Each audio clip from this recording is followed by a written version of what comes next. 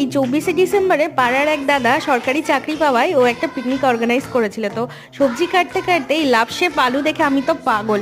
চিকেনটা বলেছিল যেহেতু আমাকে রান্না করতে, সেই জন্য আমি চিকেনটা ভালো করে ম্যারিনেট করে নিলাম। ম্যারিনেট করার পরে ভালো করে কষে নিলাম।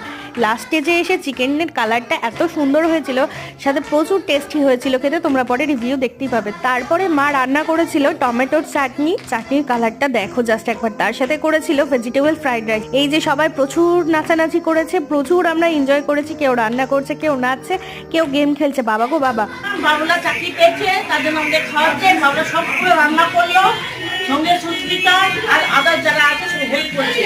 কিন্তু বাবুলা খুব হেল্প করেছে, তার জন্য বাবুলা হাতে খুব ব্যথা, না হাতে পাচ্ছে না। বাবলা না হিপি। খুবই সুন্দর রান্না হয়েছে। কেমন হয়েছে? খুবই ভালো হয়েছে, খুব ভালো হয়েছে, খুব ভালো। দেখা হচ্ছে পরের একটা ভিডিওতে।